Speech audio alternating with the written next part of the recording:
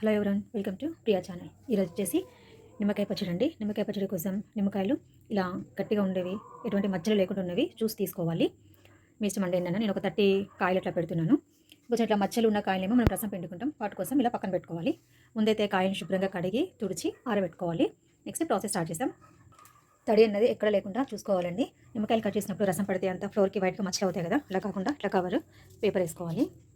ఇలా నిలువుగా కట్ చేసుకోవాలి. కాయ సైజుని బట్టి 4 కానీ 8 కానీ ఇలా కట్ చేసుకొని గింజలు అనేవి తీసేసుకోవాలి. గింజలు ఉంటే చేదు వస్తుంది కనుక గింజలన్నీ ఇలా తీసేసుకోవాలి. ఇలాగ కాయలన్నీ కూడా కట్ చేసి పక్కన పెట్టుకోవాలి. మొత్తం ఇలా కట్ చేసుకున్నాక కొంచెం పసుపు, 1 కప్పు సాల్ట్ కలుపు వేస్తున్నాను నేను. మొత్తం మంచిగా మిక్స్ చేసుకోవాలి. లేదండి, ఈ నిమ్మకాయలు కూడా కట్ చేసి జ్యూస్ తీసి పక్కన పెట్టుకోవాలి. నిమ్మకాయ రసం అంతా ఇలా తీసేసుకొని దీంట్లో గింజలు కూడా లేకుండా చూసుకొని ఓకే అండి, పసుపు లెమన్ జ్యూస్ కలిపేలాగా మళ్ళీ ఒకసారి మంచిగా మిక్స్ చేసుకోవాలి. 3 డేస్ మంచిగా నిమ్మకాయ ముక్కలు వీటిలో మాగనివ్వాలి. 3 డేస్ తర్వాత చూద్దాం. కట్ చేసిన నిమ్మకాయ తొక్కలు ఉన్నాయి కదండి, అవి పడేయకుండా ఇలాగైతే కట్ చేసి పక్కన పెట్టుకోండి. దీంతో నెక్స్ట్ వీడియోలో మంచి టిప్ అయితే మీకు చెప్తాం. పైన కూడా కొంచెం అట్లా సాల్ట్ వేసి పెడుతున్నాను. గ్లాస్ జాడీలు కానీ ఇలా ప్లాస్టిక్ కంటైనర్స్లో కానీ స్టోర్ చేసుకోవాలి. స్టీల్ అయితే వాడకూడదు. ఎంతో సింపుల్ అండి, ఈజీ నిమ్మకాయ పచ్చడి. కొంచెం ఓపిక తీసుకొని జాగ్రత్తగా ఇంకా చేస్తే ఈ సీజన్లో మనకి కావాల్సినటువంటి సి విటమిన్ పుష్కలంగా దొరికింది అనమాట. పెట్టాలి 3 డేస్. మధ్యలో కూడా ఒకసారి మిక్స్ చేసి చూడాలి. నేను నిమ్మకాయ ముక్కల్ని 5 డేస్ అట్లా ఊరబెట్టానండి. 5 డేస్ తర్వాత చూడండి ముక్కలు ఇట్లాగా ఊరాయి కదా. దీంట్లోకి మసాలా ప్రిపేర్ చేసుకుందాం. మాడిపోకుండా దోరగా వేపుకోవాలి.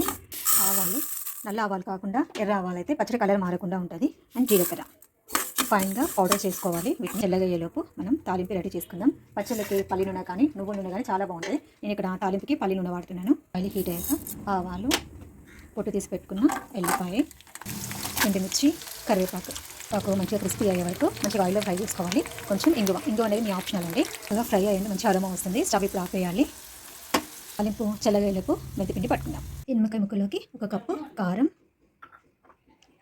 మెంతిపిండి వేసి బాగా కలుపుకోవాలి.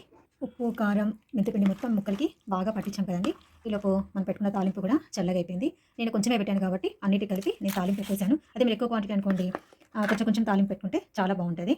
ఇంతేనండి, సింపుల్ నిమ్మకాయ పచ్చడి. పచ్చడి పెట్టేటప్పుడు తెలుసు కదండి, తడి లేకుండా చూసుకోవాలి. గంటలు కానీ ఏవి కూడా ఇంత కష్టపడి పెట్టుకుంటున్నాం, పూజ వచ్చి పాడిపోయినట్టు ఎంత బాధ ఉంటుంది కదా. ఉప్పు, కారం సరిపోయలేదో చూసుకొని కావాలంటే యాడ్ చేసేసుకోండి. చూస్తున్నారు కదా, చూస్తుంటేనే ఎంత వాటర్ వస్తున్నాయి కదా. వేడివేడి అన్నంలో తింటే చాలా బాగుంటుంది. కానీ పెట్టిన రోజే తినద్దు, ఒక 1-2 డేస్ అయిన తర్వాత తింటే ఇంకా చాలా బాగుంటుంది. Thank you for watching. Have a nice day. ఇంకొకటి, ఇలా పచ్చడికి లైట్ చేసి ఇట్లా ఉంది కదండి, ఇలా ఉంచద్దు, పాడైపోతుంది. క్లీన్గా స్వైప్ చేసుకోవాలి.